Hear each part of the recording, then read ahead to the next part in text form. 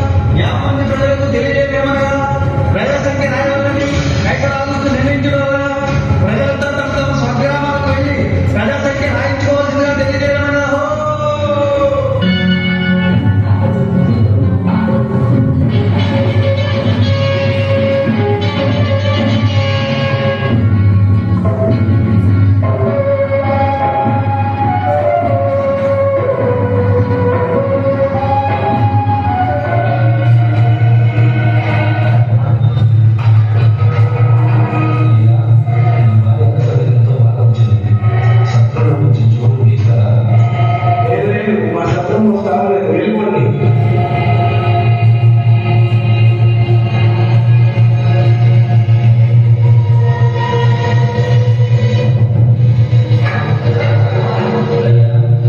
నా భార్య ప్రశ్నలతో బాగుంటున్నది, కొంచెం చూపిస్తారా?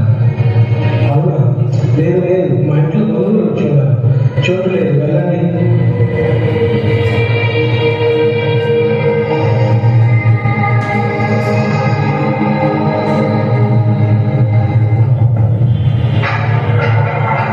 అమ్మా, నా భార్య ప్రశ్నలతో బాగుంటుంది, కొంచెం చూడండి ఇస్తారా?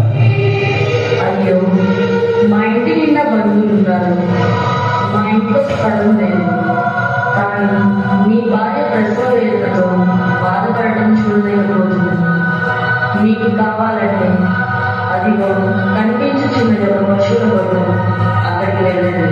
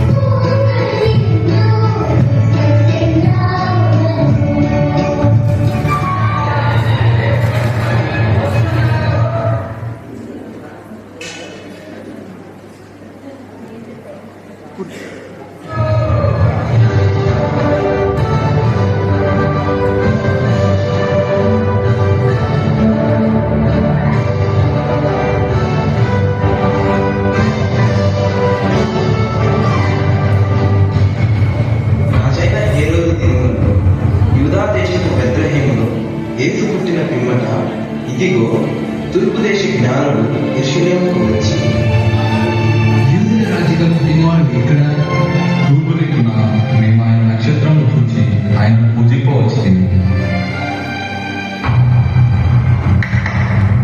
చిత్తం మహాప్రభు. క్రీస్తు ఎక్కడ పుట్టను?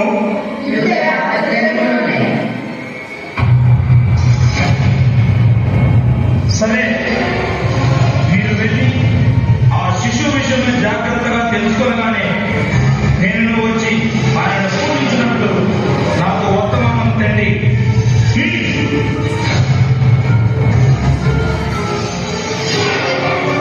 నేను ఓటమి ఎదుర్కొని హేరోదు రాజును మరి యొక్క రాజును పూజించడమా? అసంభవం.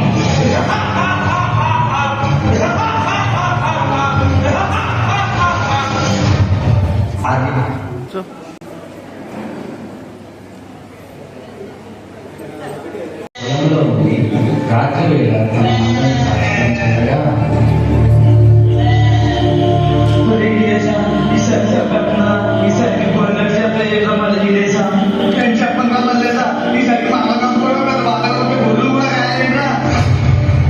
భయపడకుడి, ఇదిగో ప్రజలందరికీ కలుగబో మహా సంతోషకరమైన సువర్తమానము నేను మీకు తెలియజేయుచున్నాను.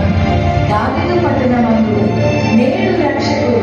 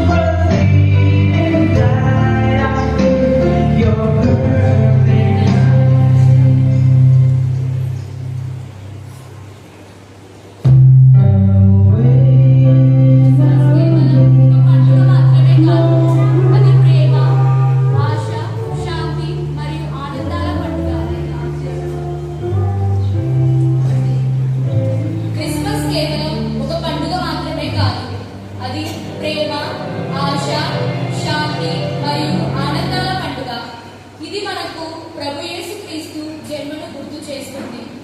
ఆయన మనను ఒకరినొకరు ప్రేమించాలి, క్షమించాలి, దయతో జీవించాలి అని బోధించారు. చివరిగా మీ అందరికీ క్రీస్తు ప్రభు యొక్క జన్మదిన శుభాకాంక్షలు.